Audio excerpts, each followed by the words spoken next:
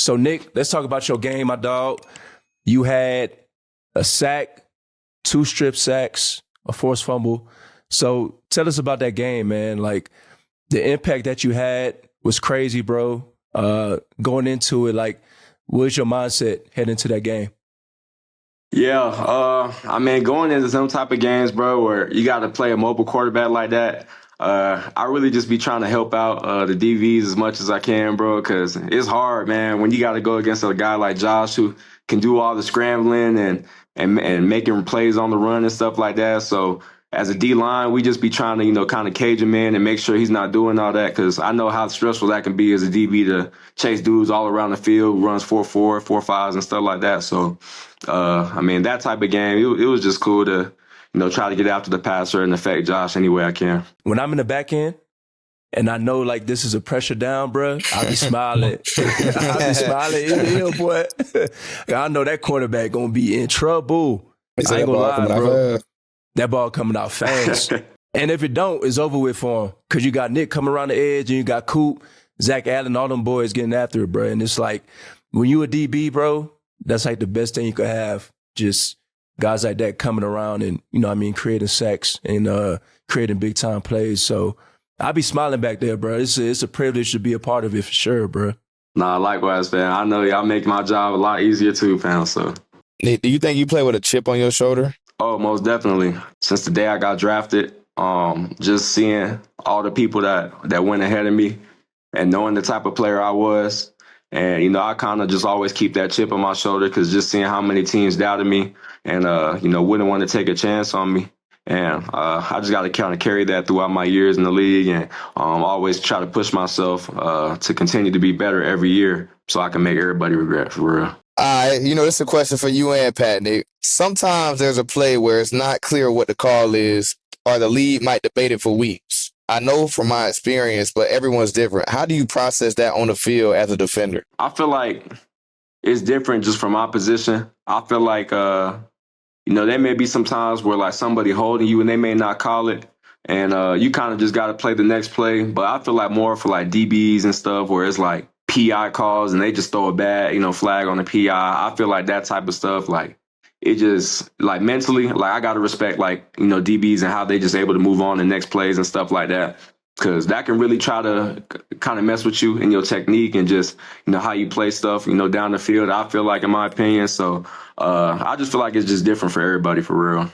Shit, honestly, bro, I just feel like some of it just be depending on the ref and how they feel that day.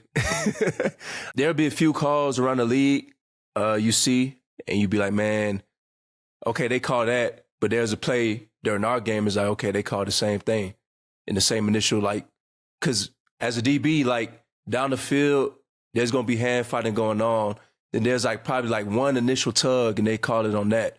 But the receiver was to do that, they wouldn't call that at all. So it's like, it's hard on us.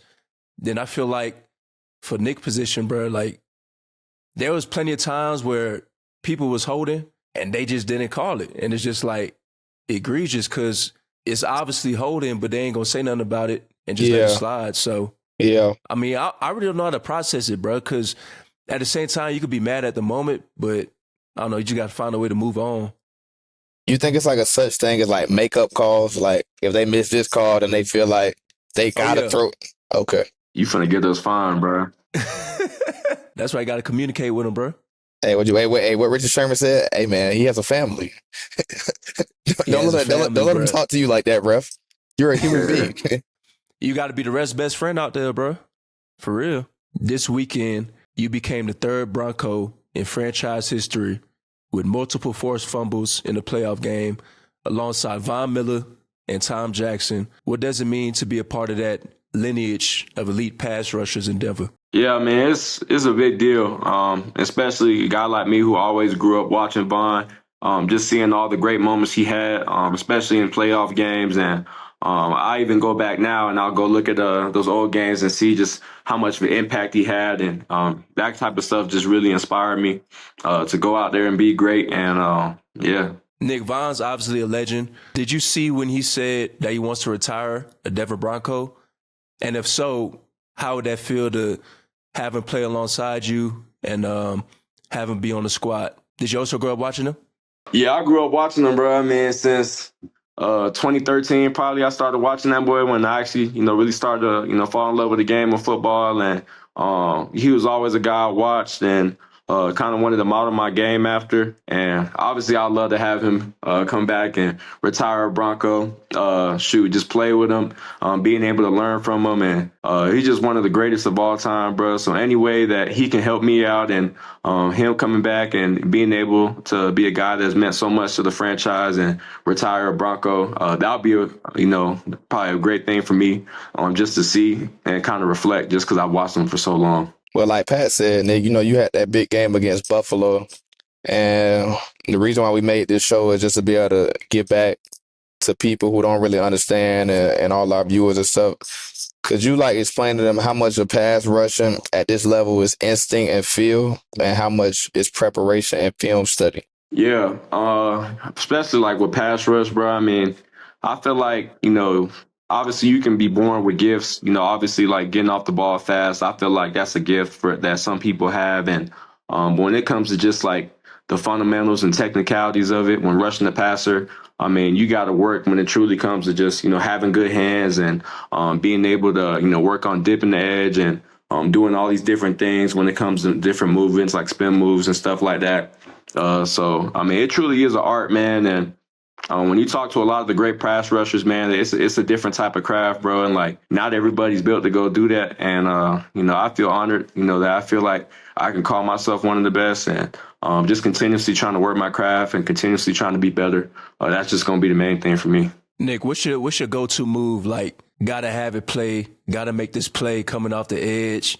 What's your go-to move? Are you a spin move guy, ghost rusher? What you got? Nick, don't answer that. Y'all got a game. They're going to use that against you. Don't answer that. Them boys still got to stop it. Yeah. They can know it's coming. Listen, I see my dog do the same move 5 times. They still can't stop it. Oh, my bad, brother. It's unstoppable, bro. My you bad. Can't do nothing about it. My bad. Nick, go ahead. Listen, I won't say my favorite move, but I will tell you there's no better feeling than hitting a ghost rush and hitting it clean and then being able to get a strip sack off of it. It's no better feeling than that. I'll tell you that much. Nick, you're going to have to break it down for the people that don't understand what a ghost rush is. Yeah. So, basically, just getting off the rock and kind of threatening that tackle with a speed to power type of move and being able to throw that arm. And once he shoot his, being able to just dip underneath his arms. And, when you hit it clean and he just falling on the floor when he missed, and then you go get that sack, it ain't no better feeling. Do you trash talk, Nick? I ain't gonna lie, bro. I be trying to be just chilling, bro. But some people be on too much, bro. And then I got to talk a little bit. So I'll be trying to keep it peak, but them boys be tripping out there. Nick bring that energy now, bro. Nick bring that energy, bro. I see it. Come on, bro. I see it every week, bro. I'm telling you, bro. I don't know what it is, bro. I remember Nick was just quiet, just chilling on the field. Now I see him just start talking shit. And I'm like, okay, that must mean his X Factor light on. Once he started talking, bro, that man went and had 2-3 sacks. I'm like, okay. I just started seeing red, bro. That boy got activated. That's it. That boy got activated quick.